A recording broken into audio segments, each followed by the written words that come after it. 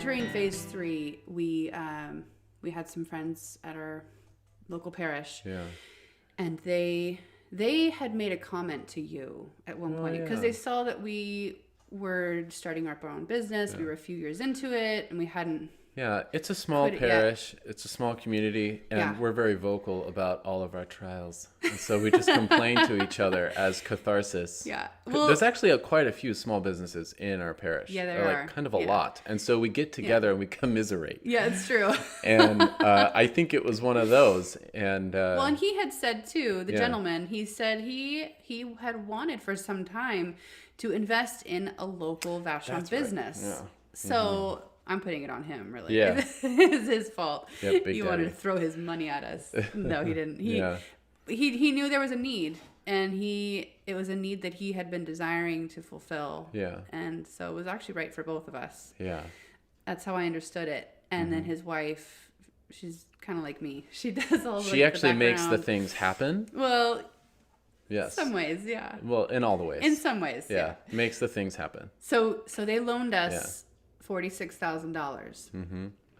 And, we have a whole payment plan and everything. And that was the box truck? So we bought the box truck which with that. Was I have just it all written down. A refrigerated box. Mm-hmm. So no trolley system, no tracking, no winch, no crane.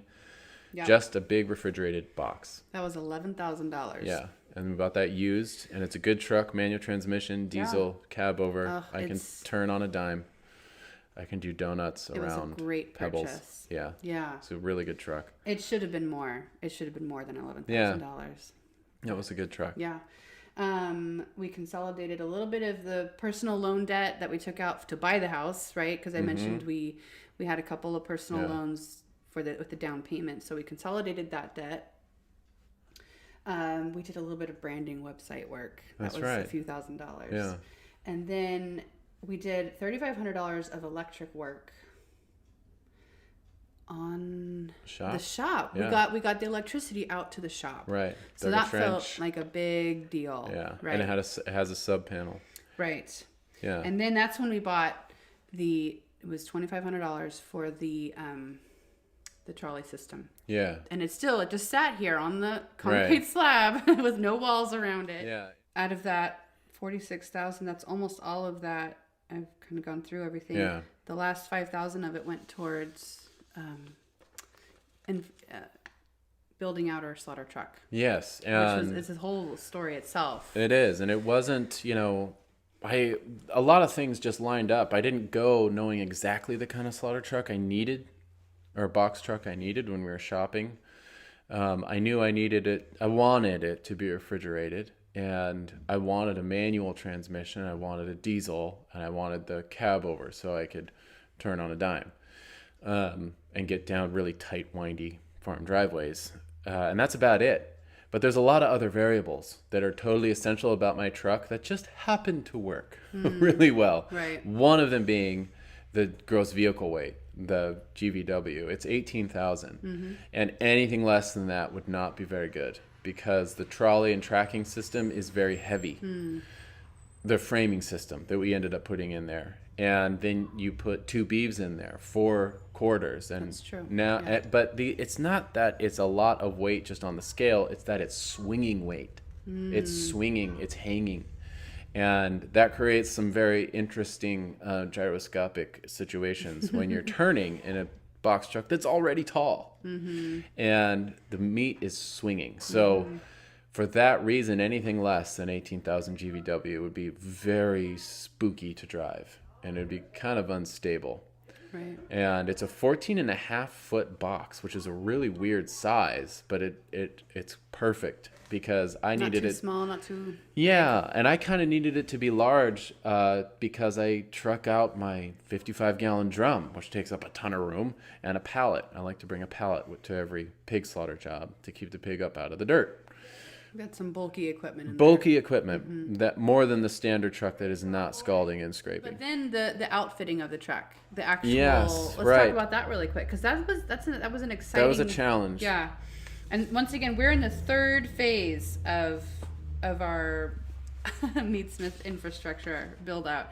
The first was at our old shop, working out of our little garage. The second was acquiring this shop, this land, and this carport that turned into a shop.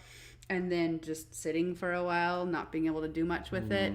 And then the third phase is now the $46,000 personal loan that we got from our friends, and finally being able to acquire our truck with that. And so we still don't have a shop yet. Yeah. But we've got the truck, and we're like, okay, we got the truck, and we have the money. Let's make it right. Let's and the pickup. You had been working out of that pickup. Yeah. For so long. It was almost more fatiguing working out of your pickup truck, slaughtering, than it was butchering on our kitchen table. I don't know. Maybe they're equal. Yeah. We knew we could do... It was rough. Yeah. And trucking carcasses, because I didn't have a way to cool them. So I would have to slaughter one animal and then put it on top of my clean truck bed. I had to keep it immaculate. Right. Laying it down, either in one of those big white coolers, and I use that a lot, but clearly some pigs are just too big for that. But I'd have to slaughter one and then take it to the walk-in and then come back and slaughter the rest. And so put multiple trips in the middle of the day, which really limited how much I could accomplish in a day. Incredibly tedious. And so we bought the box truck empty. There's just a box that was refrigerated, which was kind of cool. And we talked to the dealer we bought it from that sold lots of used trucks, also had a huge shop where they would work on those trucks and swap out boxes for dump beds or different hydraulics or whatever. They could do anything on these utility box trucks. And I remember meeting with that guy, the head mechanic, who was way too intelligent for my job.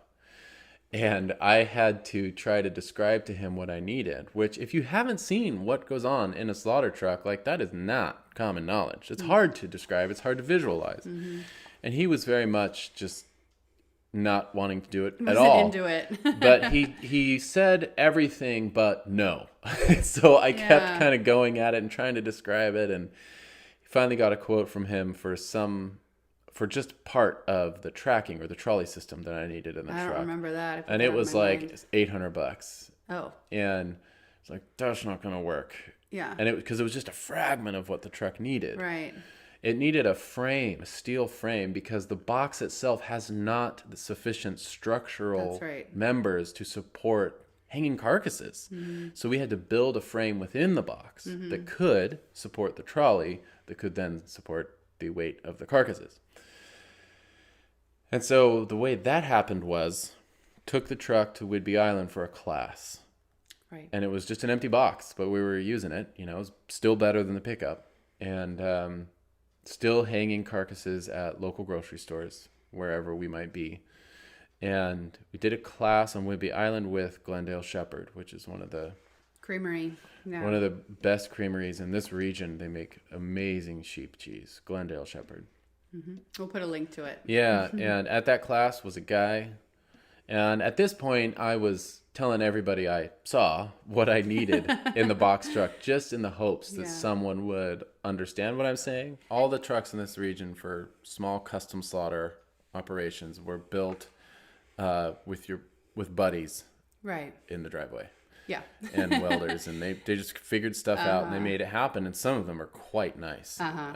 They did a really good job. Yeah. And I am totally useless. I have no welding, metal cutting. I can't put my brain into that. Just to buy the equipment alone would be way prohibitive. Much less the time it takes to get good at it, to build something that I'm not going to have to fix all the time.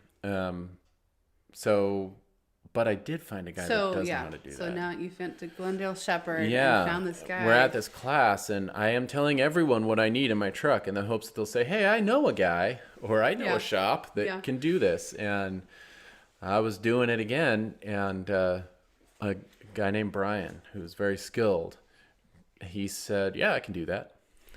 Yeah. And I remember I described it to him again because I didn't believe him. I thought, no. Everyone else I've told this, their eyes cross and they look at me like I'm crazy. Yeah. So I'm going to try to tell you this again because you must have not heard me. Yeah. Because this is crazy, what I need. And he's like, yeah, I can do that. Yeah. But Brian lived in Whidbey And Whidbey Island. And so he built the truck, and it took several iterations. Well, not iterations. Just phases. Phases. That's what I'm trying to say. We would talk about it, and sometimes we would make final decisions, you know, right before I left. I would drive the truck across 2 ferries, get off of Vashon, get into Seattle, drive through Seattle, get back on a ferry to get it to Whidbey Island. It's an incredibly long journey. Yeah. And leave. And we did it with 2 toddlers. Yeah. I think I was probably, no, we had 3 boys at this time, I think. Yeah, leave the truck there. And, you know, when I drop it off, I would just say, well, I think I need a frame system to support the trolleys. And we just kind of talk it out, and he would do some sketches. Really, it was his brain that made the whole thing happen. A pivoting crane that could telescope and be lifted up by a hydraulic jack in order to get the height that I needed to clear a pig over a 55-gallon drum on top of a burner. 14, 16 feet high. Right. It had to be really high, and then a convenient way to bring that carcass into the truck without lifting it by using another telescoping trolley system. It was really complex. It's a lot of little pieces, and everything you do in steel feels very permanent. But he was able to really fine-tune it and make it work. And the unique thing about our truck is that the crane is actually inside the box, and that little piece was a huge limiting factor. Because usually there's a huge utility bumper coming out the back end of the box truck, and that is the mount for the crane. Right. My truck is not that way. Right. And that was tricky to accommodate that. So he fit a round peg through a square hole. He did, yeah. And he made it work. And I have to say, like, it was, 4 or 5 trips? It was a lot. At least 3 or 4. And we were figuring it out as it was being built. Yeah. That's what I'm trying to say. I would use it for a while and be like, okay, there's a huge gap in the processing here. Like, I can't get the carcass in the truck without endangering my life or anyone that is standing within a 10-foot radius. We need to figure something out. Yeah.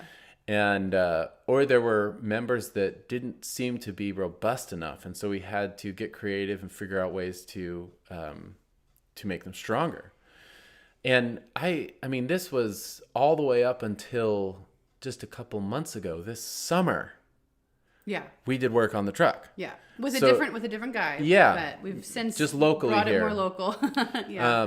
And I needed to reinforce a particular member so that I didn't feel like the carcasses were going to fall into the dirt. Well, we wanted to do beef. And to accommodate the heavier weight of beef. And so all of that to say, we did not have a blueprint. I had a very foggy, but I don't know, some of it was defined, which is such a horrible contradictory thing to say. That is so useless. But I had a foggy notion of what I needed. Like ergonomically, I knew the things that the truck had to be able to do in order for me to use it over and over and over again and not hurt myself. Yeah. And not compromise not make things dirty, not make a carcass dirty. I knew those things, but not the actual fine details of how that would manifest itself in steel and in the structure of the truck. And so all the way up until this summer, we have been polishing that stone. And just now, I feel like it's pretty good. We might be done. Yeah. Yeah. We paid Brian $5,000 for all that work. Which is amazing. Which was a great deal. It's a great deal. He did such beautiful work. It was quality work. He was the brains behind it. We didn't have to keep, convincing him to keep working on the job with us. He just wanted to do it. And we just had to keep bringing it all the way up to Whidbey to do it. Yeah. Which was an investment in time. It was. That was a long journey. But it was well worth it.